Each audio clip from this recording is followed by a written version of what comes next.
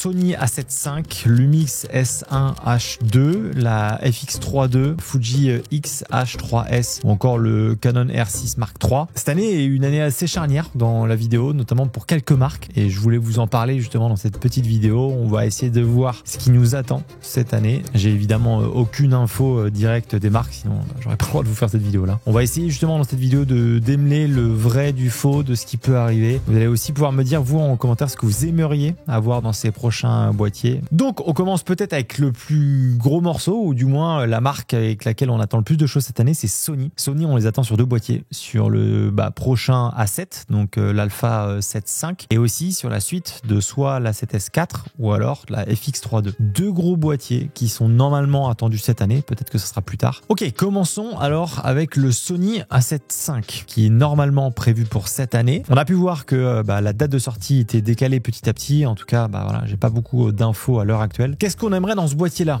Bon, la 7 IV étant déjà assez complet, pour moi, il a un des gros de ses défauts, c'est quand même d'avoir un crop en 4K 50. Donc ça, on espère pour la prochaine génération que ce crop-là ne sera plus là. Peut-être qu'on peut espérer d'avoir un nouveau capteur, soit plus grand, un 44 mégapixels, c'est ce qui pourrait arriver, ou alors peut-être même un capteur semi-empilé. Et dans ces cas-là, il serait peut-être avec moins de résolution, autour des 24. Bon, voilà, le capteur semi-empilé, ça nous arrangerait bien pour le rolling shutter qui est assez présent quand même avec la 7 IV. Si jamais on a un capteur qui est un peu plus grand, on va peut-être avoir de la 8K, ou du moins au minimum de la 6K, ça serait bien. La 4K 120 serait aussi très intéressante. En photo, on pourrait peut-être un peu augmenter, parce qu'on faut pas oublier quand même que le Sony A7 IV, c'est un boîtier à la fois photo et à la fois vidéo. En photo, si on peut monter une rafale de 20 images par seconde, ça serait aussi plutôt bien. La 7 IV, j'aimerais beaucoup qu'il ait un écran orientable, mais un peu dans tous les sens. On a commencé, justement, ils l'ont sorti avec la 9 III, et c'est hyper agréable. En fait, c'est un écran, peu importe la situation où vous voulez vous mettre, ça va, soit vous l'avez juste devant vous, ou alors vous l'avez déporté sur le côté. On l'a aussi un peu avec le S1R2, et il y a quand même pas mal de boîtiers qui commencent à avoir ce même mécanisme, et c'est hyper agréable. Donc ça, j'aimerais vraiment l'avoir sur la 7 V. Alors évidemment, on a un autofocus qui a été amélioré, plus on avance dans les générations de chez Sony, plus ils sont bons là-dessus. La 7R5 notamment, qui est le boîtier photo, ou même la 9 III, arrivait avec une mise à jour, on va dire, de l'autofocus, avec l'intelligence artificielle qui est assez impressionnante, que j'avais déjà un peu vu la différence déjà avec le ZV-E1. Donc là, voilà, la 7 IV, bien qu'il ait un très bon autofocus, je pense qu'on va prendre notamment un step sur ce prochain modèle. À voir aussi ce qu'ils vont pouvoir faire pour la gestion de la basse lumière, notamment du bruit numérique, qui est honnêtement un peu limite, dès qu'on commence à monter dans les ISO, bien que Sony soit assez réputé là-dessus. Moi perso, je commence à voir un peu les limites de la 7 IV. Dès que je commence à arriver vers les 3-4 000, je dépasse rarement en fait les 5000 ISO, parce que je sais que ça risque de bruiter à un moment donné. Ce que j'aimerais bien voir aussi, c'est enfin les waveforms. C'est quand même fou de se dire que Sony, c'est une des seules marques aujourd'hui à ne pas avoir le meilleur outil pour les vidéastes pour bien exposer. Les waveforms, on l'a chez quasiment tous les autres constructeurs sauf Sony. On l'a pas sur la 7S III, on l'a pas sur la FX3, on n'a pas sur la 7 IV. Alors certes, on a l'histogramme qui nous permet de bien exposer, mais c'est pour moi pas suffisant. Donc j'espère vraiment qu'on va avoir enfin cet outil-là, du coup, dans la 7 V, quoi. Donc moi, j'avoue que j'aimerais bien avoir un capteur un peu plus petit, un capteur de 24 mégapixels en semi-empilé. Moi, je signe là-dessus tous les jours. Parce que 24, ça va suffire pour faire de la photo. En vidéo, ça va permettre de limiter aussi un peu plus, on va dire, le bruit numérique. Et le capteur à empiler, le rolling shutter, ça va permettre au moins d'avoir des bonnes lignes droites et éviter d'avoir des sujets déformés, surtout quand il y a beaucoup de vitesse, quoi. Donc affaire à suivre sur cet A7 V. Logiquement, ça devrait arriver cette année, j'espère. Espérant que ça soit pas à fin d'année, mais voilà, les leaks commencent à annoncer que ça est en train d'être décalé petit à petit, donc à voir. Deuxième boîtier qu'on attend fortement, c'est le Lumix S1H2. Donc boîtier Lumix plus orienté vidéo. On a eu le R2 qui est sorti il y a pas longtemps, qui était un boîtier très photo, même s'il est excellent et a beaucoup de capacité en vidéo, c'est pas un boîtier vidéo. Donc nous, on attend ce boîtier-là justement en vidéo, qui j'espère va arriver cette année-là. Qu'est-ce qu'on peut demander un S1H2? Déjà, si on peut se mettre un capteur empilé, voire semi-empilé, un peu comme fait justement le Z6 III de chez Nikon, ça serait pas mal. Honnêtement, voilà, on en a parlé juste avant, capteur empilé, rolling shutter bien mieux maîtrisé. Pour la vidéo, c'est vraiment intéressant. Ça serait bien qu'on puisse quand même faire de la 6K en open gate, et cette fois-ci aussi de l'avoir en 4.2.2 et pas en 4.2.0 comme on peut l'avoir avec le S1R2. Alors si le capteur est un peu plus grand, on peut même aller chercher de la 8K. C'est pas tellement trop ce que j'attends. Pour moi, un S1H, un boîtier qui est vidéo, il doit pas trop dépasser les 24 mégapixels, même s'il peut, mais pour la basse lumière, on sait que ça va être un peu plus limitant, on va dire. Par contre, de la 4K 120, ça c'est aussi ce que j'attends. Si possible en open gate, histoire d'avoir un peu tout le capteur et de pouvoir aussi après transformer soit les vidéos en horizontal ou en vertical. Ça c'est un gros plus, et Panasonic est assez bon là-dedans. là-dedans dans l'Open Gate. Si on peut se faire du ProRes RAW en interne, ça serait pas mal, hein. On va pas se mentir, on sait qu'avec le S5 II, on commence à faire de nouvelles choses, avec le GH7 aussi, on peut enregistrer en SSD, tout ça. Bon, évidemment, c'est un peu la suite logique, on l'est aussi sur du boîtier beaucoup plus orienté vidéo, mais un peu plus avancé. Alors aussi, ça va de soi, j'en ai pas parlé, hein, mais si vous êtes possesseur d'un H première génération, l'autofocus, hein, de phase, c'est la suite logique, c'est voilà, il y a pas de possibilité pour moi qu'ils le mettent pas. Par contre, j'espère qu'ils vont le mettre à toutes les résolutions. On a vu avec le S1R2, la problématique, c'est qu'on repassait en autofocus de contraste quand on passait à 120 images par seconde. Ça, moi personnellement, ça me pose problème. Donc j'espère que ça sera un autofocus de phase, mais à travers toutes les résolutions et toutes les fréquences d'image. Un boîtier un peu plus petit, un peu plus léger. Là, ça y est, ils savent faire, hein. On a bien vu S5 II, S5 2X, et là même avec le R2, ils ont compris que ils ont plus ou moins tous la même forme et la même taille, donc j'espère qu'il sera un peu plus petit, parce que quand même le S1H est déjà un peu plus costaud, comme le S1 d'ailleurs. Ils l'ont mis aussi sur le R2, l'écran incliné, la pivotable dans tous les sens. Voilà, on en a parlé juste avant avec le Sony, mais ça c'est pour moi une pépite, et j'espère que tous les constructeurs vont s'y mettre à cet écran là, parce que c'est hyper agréable, et en fonction de tes préférences, tu vas pouvoir l'adapter comme tu le veux. On aimerait bien avoir un switch photo vidéo, comme a aussi le S1R2, une stabilisation sur Mi Stop, hein. Normalement, j'imagine que ça devrait être dedans, vu qu'ils arrivent à le faire. Ah, ça j'aimerais bien, c'est le log. Ils ont sorti il y a pas longtemps l'ARRI log, notamment C3 qu'on a avec le GH7. Ça, j'aimerais vraiment l'avoir dans le S1H, que ça soit directement, peut-être après une mise à jour, mais c'est un log qui est intéressant, qui peut se rapprocher des caméras ciné, donc si on peut l'avoir dans un boîtier vidéo, en tout cas, moi, c'est ce que j'aimerais avoir. Ça serait peut-être un peu abusé, mais un petit triple ISO natif. Aujourd'hui, le S5 II a 2 ISO, entre guillemets, il a 640 et 4000. Est-ce qu'on n'irait pas chercher un peu plus haut? Est-ce qu'on n'irait pas justement faire un petit 8000, hein? Ça serait difficile d'aller à 12800 comme peut faire Sony, parce que ça dépend aussi de la résolution du capteur. Là, si on est sur une résolution un peu plus haute, on va difficilement pouvoir aller chercher un double ISO natif aussi haut, mais bon, est-ce qu'on pourrait pas demander ça? Moi, j'aimerais bien. Et évidemment, bon voilà, je pense que ça va de soi, mais tous les outils aussi d'exposition avancés, les waveforms, les vols color, les zébras, ça on va dire c'est un peu partout. Mais l'idée évidemment dans un boîtier vidéo, c'est d'avoir tous les outils qui nous permettent de bien exposer. Et j'ai une petite remarque que j'aimerais bien, bon c'est peut-être que moi, mais j'aimerais bien avoir 2 ports USB-C sur ce boîtier là. Simplement parce que sur les Lumix, et j'imagine sur celui-là, on va pouvoir enregistrer en externe sur SSD, mais sauf que si tu veux à la fois alimenter ton boîtier et enregistrer en même temps, tu peux pas vraiment. Donc j'aimerais bien avoir 2 ports USB-C qui me permettent de faire les 2 en même temps, mais je trouve que ça peut être pratique dans certaines situations. On va maintenant parler de la FX3 II et aussi du Fuji et aussi du R6 III. Avant ça, je vais rapidement vous parler d'une nouvelle fonctionnalité d'Artlist qui personnellement, encore une fois, a un peu changé le game. Alors déjà, avec Artlist, maintenant, on a la possibilité de supprimer tous les silences dans un facecam ou dans une interview client. On peut aller dans les paramètres un peu plus avancés, mais au moins ça te permet de gagner du temps et d'éviter d'aller couper toi-même tous les silences. Ils ont appelé ça l'AI assistant, donc à voir ce qu'il va nous proposer par la suite. Pour l'instant, on a déjà ça et c'est déjà très bien. On a aussi la possibilité d'intégrer toute la bibliothèque directement sur Premiere Pro. Donc imaginons on est sur notre montage, on veut écouter les musiques, ou alors mieux on est en train de choisir des SFX, donc des bruitages, on en entend un, bim, on a juste à le glisser déposer directement sur la timeline, c'est impeccable. Mais là où ils ont été assez malins, c'est sur les plugins. On a un catalogue de plugins qui est de plus en plus avancé, ça nous permet de jouer sur les textures, sur les effets, sur donner un peu des moods un peu à la vidéo, ou même faire du titrage un peu plus avancé, et sans forcément passer par une template, mais utiliser la partie effet justement qu'on peut retrouver dans Premiere Pro. Et ça, je trouve ça magnifique que ça soit directement intégré en fait dans le logiciel. Et c'est pour ça en fait que je vous parle aussi souvent d'Artlist, simplement parce qu'ils innovent à chaque fois. Et en fait, ils nous proposent des choses que nous, en tant que vidéastes, on a besoin d'avoir, ou du moins c'est un plus. Et voilà, force est de constater qu'à chaque fois, tout ce qu'ils nous proposent, c'est hyper pertinent. Donc si Artlist vous intéresse, je vous mets le lien en description. Et si vous passez par mon lien, vous aurez 2 mois supplémentaires gratuits pour un abonnement annuel. Donc merci à tous ceux qui passent par mes liens. C'est grâce à vous que je peux faire ce genre de vidéo. Parlons peut-être du gros morceau, ou du moins je pense, en toute honnêteté, qui est la caméra que j'attends le plus, la Sony FX3 II ou A7S4. On sait pas trop. Je pense qu'ils vont plutôt aller vers une FX3 II qui paraît un peu plus logique et tuer peut-être la gamme des S. Mais bon, la FX3, la 7S3 étant 2 boîtiers très similaires, je pense qu'il va falloir avoir un choix à un moment donné. Pour la FX3 II, moi, le même capteur, ça me dérange pas. Honnêtement, un petit capteur comme ça permet de monter dans les ISO sans trop avoir de bruit. Donc 12 mégapixels, c'est honnêtement largement suffisant pour faire de la vidéo. En photo, c'est un peu léger, mais voilà, c'est un boîtier qui est orienté vidéo, donc ça me va très bien. Le seul problème avec un capteur comme ça, c'est qu'on peut pas trop monter dans les résolutions. C'est impossible avec un capteur de 12 millions de pixels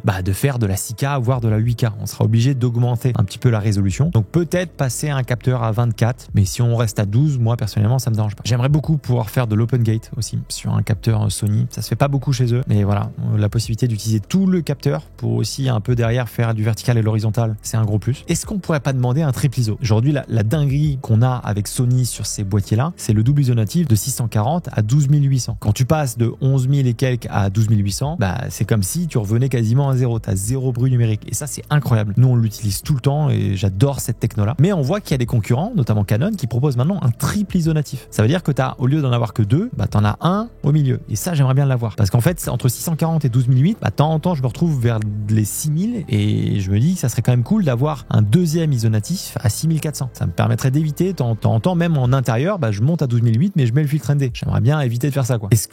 La 6K, ça serait quand même pas mal. Mais encore une fois, il faudrait peut-être une résolution un peu plus haute. Mais si on arrive à faire de la 6K ralentie, 6K 50, moi, ça me dirait bien. Là, c'est un truc que j'utiliserais. Mais bon, je préfère à la limite avoir de la 4K 240 images par seconde. Ça, je rêverais d'avoir ça, mais ça me paraît un peu loin, à voir si ça arrivera. Mais je préfère augmenter la fréquence d'image plutôt que la résolution. En tout cas, moi, dans mon utilisation, c'est plus ce qui m'intéresse. Ça, c'est un petit plus aussi, mais avoir deux pas de vis sous la caméra. Je sais pas si ça vous le fait, mais quand on sert justement, on met le petit bitonio là sous la caméra pour le mettre sur un trépied, sur un stabilisateur, bah voilà, à la fin de la journée, ça peut un peu bouger. Et j'aimerais beaucoup avoir deux pas de vis pour être sûr que ça bougera pas. Et donc du coup, que ton angle de caméra va pas se décaler. Bon, vous commencez, je le demande à chaque caméra, mais un écran orientable dans tous les sens. Ils l'ont très bien fait avec la 7R5. Donc voilà, j'aimerais bien qu'ils le fassent aussi avec la FX3 II. En parlant de la 7R5, bah, si on peut avoir le même autofocus, voilà, la FX3, 7S3, c'est très très bon en autofocus, mais on est quand même à un step. Ils ont rajouté l'IA maintenant qu'on a justement dans le R5 et aussi dans le ZVE1. Donc évidemment, c'est la suite logique. Je pense que ça va de soi, mais du coup de l'avoir aussi dans ces nouveaux boîtiers-là. Filtre ND interne, je sais que beaucoup l'attendent. Honnêtement, je pense pas que ça soit vraiment possible.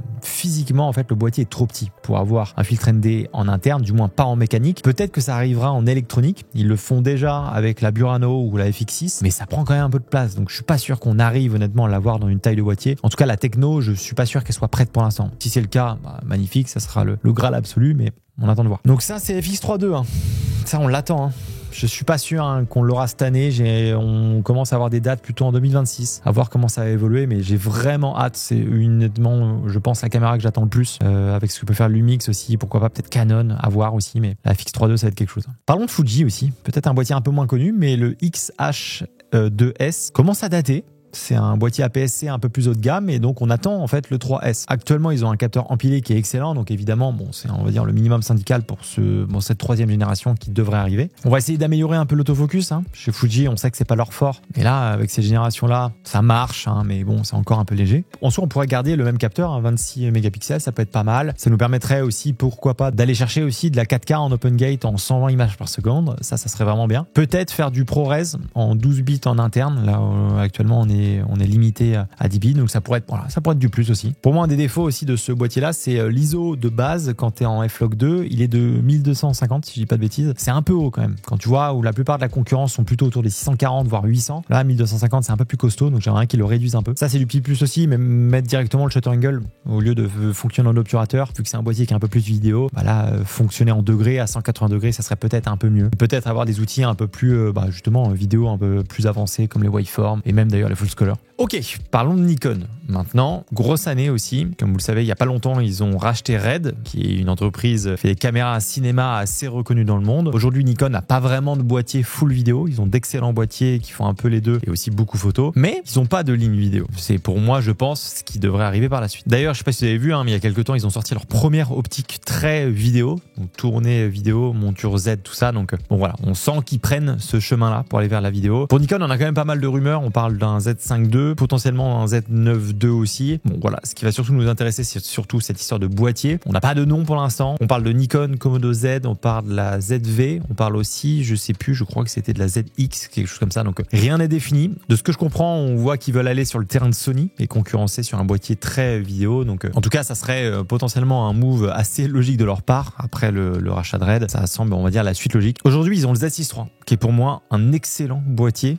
à la fois photo, mais en particulier vidéo, avec énormément de specs, un capteur semi-empilé, ils font tout dedans. Donc vraiment, moi c'est un boîtier que j'adore. Et donc au vu de tout ce qu'ils ont mis à l'intérieur, j'imagine voir, on va dire à minima la même chose sur ce boîtier vidéo, s'il y en a un qui sort évidemment. Mais du coup, on peut attendre quand même un double enregistrement sur 2 cartes SD en même temps, que ne fait toujours pas Nikon pour l'instant. Pourquoi pas un capteur aussi complètement empilé, comme on peut avoir justement avec le Z8. Avec le Z6 III, on a un semi-empilé. Peut-être qu'on peut aller encore plus loin avec ce boîtier boîtier dédié à la vidéo. On peut attendre évidemment tous les codecs qu'on a dans le Z6 III, donc du N-RAW en interne, du ProRes HQ, de la 6K aussi au ralenti qu'on a avec le Z6 III qui est hyper pratique. Peut-être qu'on peut attendre un dual ISO natif ou du moins officiel qu'on n'a pas vraiment avec le Z6 III. On sait que dès qu'on passe à 6004, il y a quand même une grosse différence. Mais bon voilà, à voir si on peut justement mettre un double ISO natif sur ce boîtier vidéo. Il y a très peu d'infos qui circulent là-dessus. Dans tous les cas, Nikon a tendance à pas tant segmenter tant que ça leur boîtier. C'est-à-dire que quand ils sortent un boîtier, en général, ils mettent tout dedans. Et ce qui est hyper intéressant parce que peu importe le boîtier que vous allez prendre globalement, vous allez avoir beaucoup de possibilités. En tout cas, c'est leur stratégie jusqu'ici. Donc j'espère qu'ils feront la même chose avec un boîtier vidéo. J'espère qu'on arrivera peut-être à voir ça en 2025, peut-être un peu plus tard. Mais il y a clairement un marché à aller chercher justement pour aller concurrencer Sony sur une gamme vraiment très très vidéo, un peu cinéma. Et voilà, les derniers moves du rachat de Red, de l'optique ciné, bon,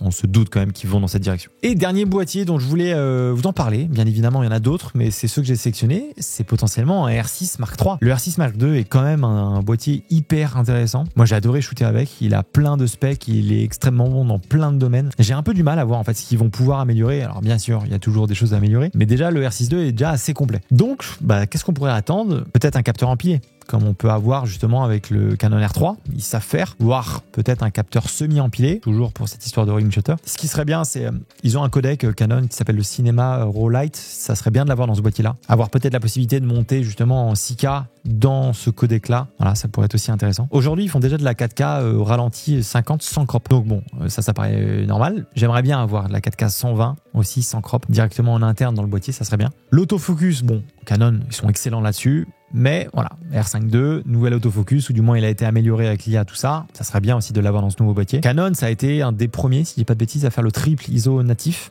justement avec la C80, qu'on a eu aussi après derrière avec le R5 II. Donc voilà, triple ISO natif dans ce boîtier-là, ça serait honnêtement un banger parce que c'est une très très bonne idée. Je crois que ce triple ISO natif, c'est 800, 3002 et 12008. Donc peut-être avoir un peu légèrement au-dessus de 3002. Mais bon, déjà si on a un triple ISO natif, on va pas non plus trop demander, c'est déjà bien. Alors il y a un codec qu'on a avec les caméras un peu plus de la ligne ciné, justement de chez Canon, c'est le XF AVC. Et ça, c'est un codec qui est un peu plus intéressant, on va dire, qui va garder plus d'informations, qui est aussi un peu plus lourd. Mais du coup, ça j'aimerais beaucoup l'avoir dans un boîtier comme ça, même si c'est plus avancé, même si c'est un codec qui est destiné plutôt aux caméras ciné, voilà, ça serait intéressant de l'avoir aussi dans ce type de boîtier. Ça serait bien aussi d'avoir le même système de stabilisation qu'on peut avoir sur le R5 II qui monte jusqu'à 8,5 stop quand même, ce qui est pas mal. Jusqu'ici on avait un peu moins, bon, ce qui était déjà très bien, mais voilà, qui peut le plus peut le moins, pas du tout, c'est l'inverse, du coup ça serait bien d'avoir plus, et d'avoir aussi un slot de CF Express type B qu'on a toujours pas, donc ça aussi c'est un peu ce qu'on attend. Donc ça, c'est un peu les boîtiers que j'ai vus. Alors bien évidemment, il y en a d'autres qui sont censés arriver. Là, moi, je me suis basé plutôt sur ce que j'attendrais en tant que vidéaste, et donc plutôt sur la partie vidéo, ou de temps en temps qui fasse photo vidéo. Là, je vous ai donné un peu ma wishlist. C'est ma lettre au Père Noël de qu'est-ce que j'aimerais dans ces boîtiers-là pour les tester. Dites-moi, vous, en commentaire, qu'est-ce que vous aimeriez avoir dans votre, on va dire, dans votre boîtier de rêve peut-être, ou dans le prochain boîtier que vous aimeriez acheter. Dans tous les cas, est-ce que ça vaut le coup d'attendre? Je suis pas sûr, parce qu'on sait pas quand est-ce que ça va sortir. Là, tout ce que je vous ai donné, j'ai aucune info. Là, c'est des suppositions, des leaks qu'on peut voir, des on-dit, mais on n'a pas les vraies infos, donc ça sert à rien de se baser là-dessus pour faire vos achats. Il y a certains boîtiers, on sait que ça va sortir, on sait que le prochain Sony A7 V va arriver, on sait pas quand, mais il va arriver. Maintenant, quand tu regardes tous les boîtiers qu'on a vus, déjà la version d'avant, sauf ceux qui datent de 4-5 ans, mais la plupart d'entre eux, ils sont quand même très bons. Et c'est pas parce que vous achetez un boîtier maintenant et qu'il y a une nouvelle version qui sort 6 mois après que voilà, elle va vraiment tout changer. Bien évidemment, si vous achetez un boîtier et une semaine après il y en a un nouveau, ça fout les boules, ça je le reconnais. Mais ne réfléchissez pas trop au boîtier que vous voulez avoir, prenez-en un, choisissez-en un, familiarisez-vous à fond dessus, et une fois que vous l'aurez bien maîtrisé, c'est là où vous allez pouvoir utiliser son plein potentiel, peu importe la génération que c'est. Alors aussi, si jamais vous voulez acheter du matos, pensez à passer par mon code Maxime chez IPLN, c'est voilà, le revendeur que je recommande depuis pas mal d'années maintenant, c'est livré hyper rapidement, c'est un SAV, vous avez des questions, vous pouvez leur poser. Bref, c'est ce qui m'aide le plus à continuer à faire mes vidéos. D'ailleurs, merci à tous ceux qui mettent le code Maxime, c'est hyper sympa de votre part. J'espère que cette petite vidéo vous aura plu, un petit peu dans les speculations, on va voir un peu ce que ça va donner par la suite. Et écoutez, nous on se dit à la semaine prochaine dans une autre vidéo. La bise.